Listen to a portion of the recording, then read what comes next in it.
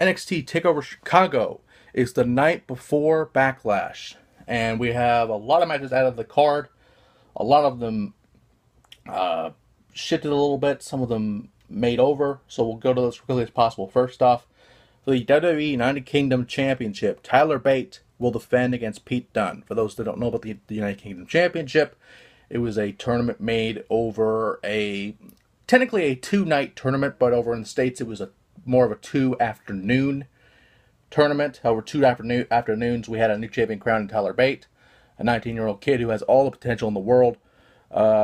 Will face the number one contender that was made over the tapings of the United Kingdom Championship show.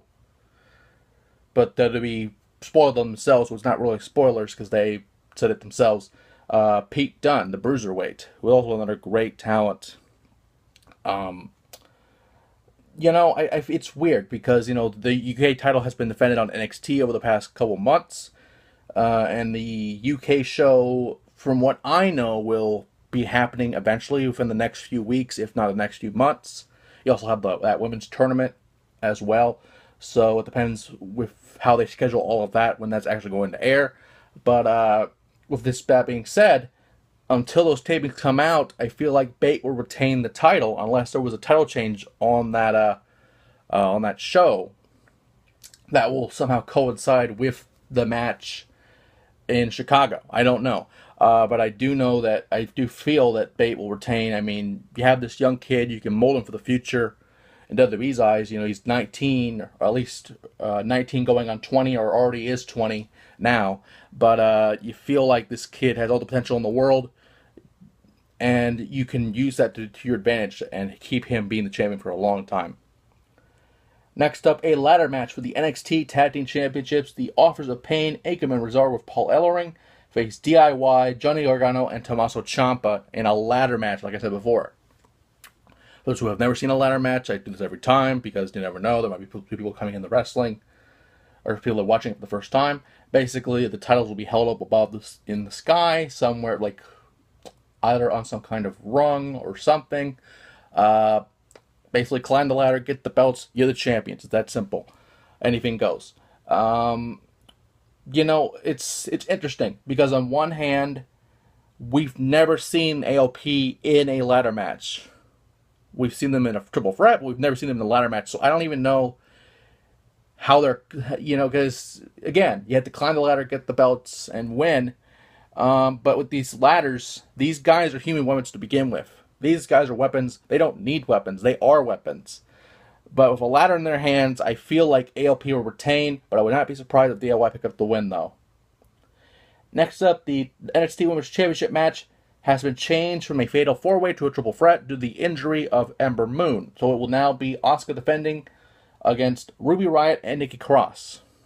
This honestly makes Asuka's odds a lot better, to where she had originally a 25% chance to a 33% chance.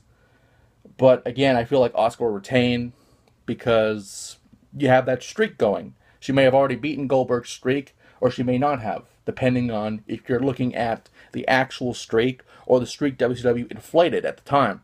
However, Asuka will win and probably beat that streak nonetheless. And finally, Bobby Roode will defend the NXT Championship against Hideo Itami. This is a very weird situation.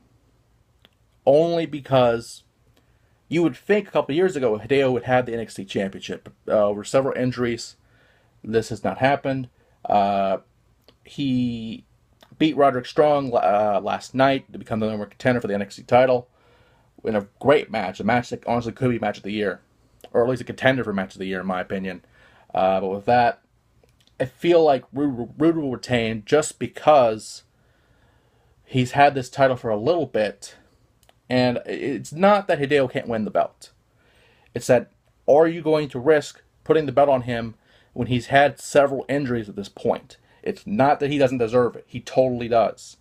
But I feel like Roode will hold the belt for a while, and Hideo might either chase for it and win it down the line, or just has his only shot and then he goes to the main roster. We don't know. Again, with NXT, you have to look at who could be called up, who could do whatever, who could go where.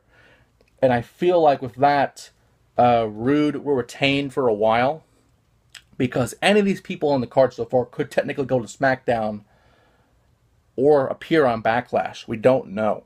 But what we do know is NXT Takeover Chicago is the night before Backlash, so anything can happen at this point.